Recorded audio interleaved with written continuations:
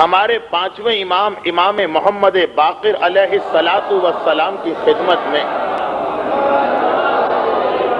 پانچویں امام کی خدمت میں ایک سوال کیا کہ مولا وہ جو آپ بتاتے ہیں کہ ملک الموت اتنی تکلیف کے ساتھ مومن کی روح کو نکالتا ہے، وہ تکلیف کیا ہے وہ تو بعد میں آئے گی، تو مولا کیا اس تکلیف سے بچنے کا کوئی طریقہ ہے یا نہیں؟ کوئی ایسا طریقہ ہے کہ ملک الموت جب ہماری روح نکالنے آئے تو ہمیں تکلیف نہ ہونے پائے، فوراً ہماری روح کو نکال لے؟ اچھا، اب سوال کرنے والا سوال کر رہا ہے، امام کے پاس جو دوسرے لوگ بیٹھے انہوں نے دل میں سوچا کہ اس نے کیسا بے وقوفی کا سوال کیا ہے، بھلا یہ کیسے ممکن ہے؟ مگر امام معصوم نے ایک ایسا جواب دیا کہ سب حیران ہو گئے۔ میرا مولا کہتا ہے بہت آسان ہے، ملک الموت سے دوستی پیدا کر لو۔ جو ملک الموت کا دوست ہو جاتا، ملک الموت کو آرڈرز ہیں کہ ان کو تکلیف نہ پہنچانا اور ان کی روح فوراً ان کے جسم سے نکال لینا۔ سوال کرنے والا اور حیران ہو گئے، مولا یہ تو آپ نے ایک ناممکن امپاسبل بات بتا دی، ملک الموت سے دوستی کوئی اتنی آسان بات تو نہیں ہے،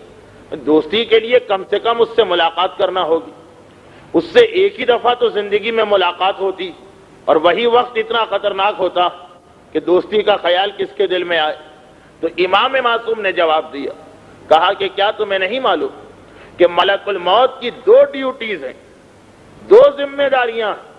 ایک ذمہ داری تو یہ ہے کہ وہ انسانوں کی روح نکالے، جو ہم میں سے ہر ایک کو معلوم ہے،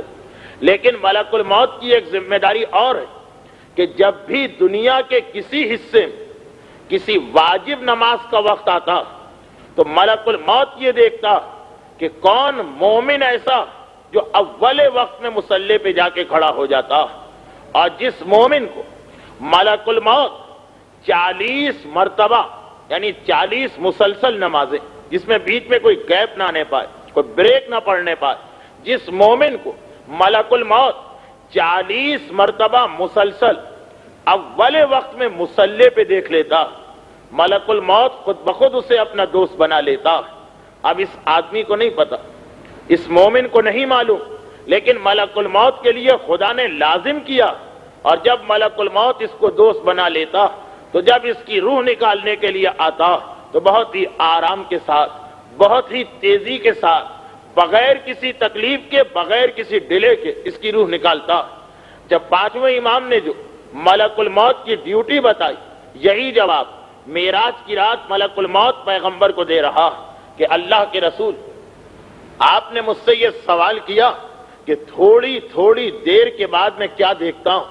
تو اللہ کے رسول دنیا میں جہاں کسی نماز کا ٹائم آ جاتا میں فوراً دیکھتا ہوں کہ اس ایریا میں، اس علاقے میں کون سا مومن ایسا جو اول وقت میں مصلی پہ کھڑا ہو گیا، اس کی شکل، اس کی تصویر، اس کی صورت میرے ذہن میں محفوظ ہو جاتی ہے 40 مرتبہ۔ یہ ملک الموت بھی یہی کہہ رہا، جسے میں دیکھوں تو بس وہ میرا دوست بن جاتا ہے۔ تو میری دو ڈیوٹیز ہیں، ایک یہ کہ میں روحیں نکالوں، ایک یہ کہ اول وقت کے مومن کو دیکھوں۔ اب یہاں پر اس ایک روایت کو بھی یاد کر لیجئے کہ جس میں پیغمبر اسلام نے ایک مرتبہ مومن اور شیطان کا تذکرہ کرتے ہوئے بتایا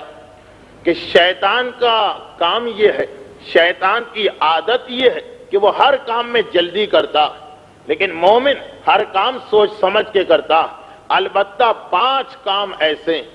5 چیزیں ایسی کہ جس کو مومن جتنے جلد ممکن ہے انجام دیتا، 5 چیزوں میں مومن جلدی کرتا، باقی ہر کام ٹھہر کر سوچ سمجھ کے آرام آرام سے انجام دیتا، سوائے 5 کاموں کے۔ تو مومن کی پہچان یہ کہ 5 چیزوں میں وہ بہت تیزی کے ساتھ اپنی ذمہ داری یا ڈیوٹی کو انجام دیتا،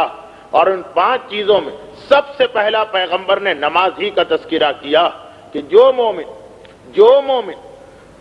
حقیقی مومن ہے اس کی پہلی پہچان یہ ہے کہ نماز بہت جلدی پڑھتا، دوسری پہچان یہ ہے کہ وہ جنازہ بہت جلد اٹھاتا، جنازے کے اٹھانے میں ڈیلے نہیں کرتا، تیسری چیز یہ جو تیسری چیز ہے یہ انشاءاللہ ہماری بات کی کسی تقاریر میں اور ڈیٹیل کے ساتھ آئے گی کہ اپنی بیٹی کی شادی بہت جلد کرتا، بغیر کسی شرعی ریزن کے بیٹی کی شادی میں تاخیر نہیں کرتا، ڈیلے نہیں کرتا۔ چوتھی چیز یہ کہ قرضے کے ادا کرنے میں مومن سے زیادہ فاسٹ کوئی ہو ہی نہیں سکتا۔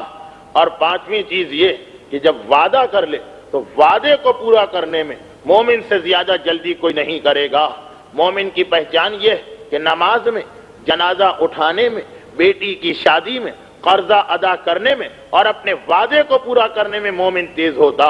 اور انہی 5 مقامات پر جو شیطان ہے وہ بہت ہی سلو ہوتا، بہت ہی دیر کرتا۔ کوشش یہ ہوتی ہے کہ ان چیزوں سے جان بچ جائے۔